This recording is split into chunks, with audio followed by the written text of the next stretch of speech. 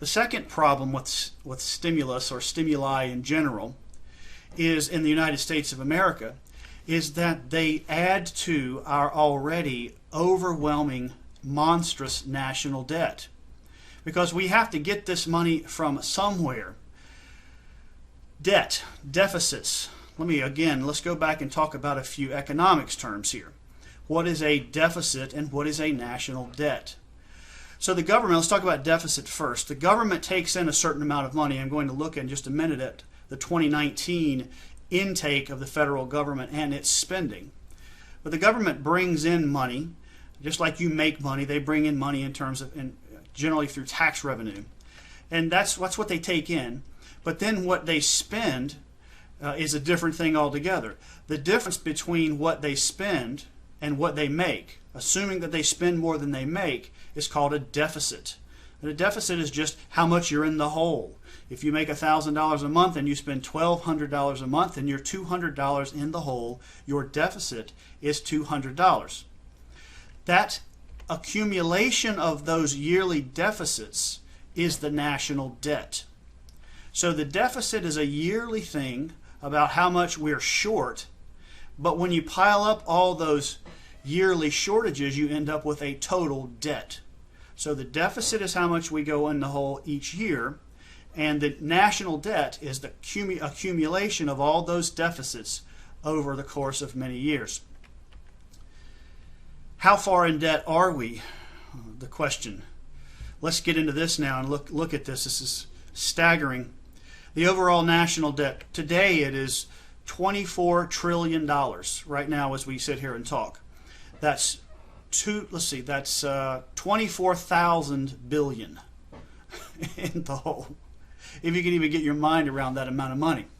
So that's where we are right now as we look at spending more on a stimulus, taking more money and spending it to try and stimulate the economy. This is what the present stimulus looks like, as well as some other factors. First of all, there's $2 trillion in direct spending. Remember that cash portion that I showed you earlier. That cash portion. $2 trillion we're going to be sending out in checks. And then there's something they're calling liquidity, which essentially means loans. Up to $4 trillion in loans. So it's interesting, I was talking to a customer of mine, a small business owner, yesterday, and he told me something about this loan program here. One of the things, I had put this in parentheses here before I had even talked to him, because I always wonder when the government loans money to someone, are they really paying it back?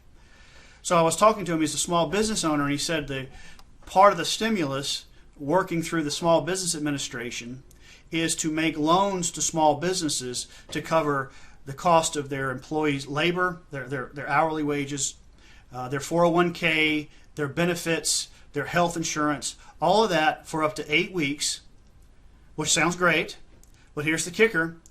If the small business keeps those employees for the entire 8 weeks, guess what? They don't have to pay the money back. So you have to be careful about the terms that politicians use when you're evaluating how much money we're spending, because most of these loans, I take it, are not going to be paid back at all. So that's just more spending. And then there's some more talk even now about more stimulus, infrastructure stimulus, and other things like that. So $2 trillion to $8 trillion more debt in this stimulus round on its own. And you have to add to that the $1.1 trillion that we're already expected to be in the hole just from our regular budget.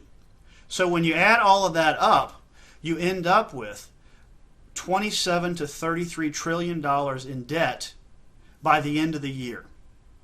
Now here's an interesting thing. I went back and looked this up. Do you know how long it took the United States of America to get, let's just look at the average there, it's really 3 to 9 trillion, somewhere in the middle. Let's say 6 trillion is what we're going to spend. Let's just say some of the loans are paid back. 6 trillion. Do you know how long it took us to get $6 trillion in the hole as a nation? It took 200 years. So we are going to add 200 years worth of debt to our nation in the next 9 months. That's how big the national debt is.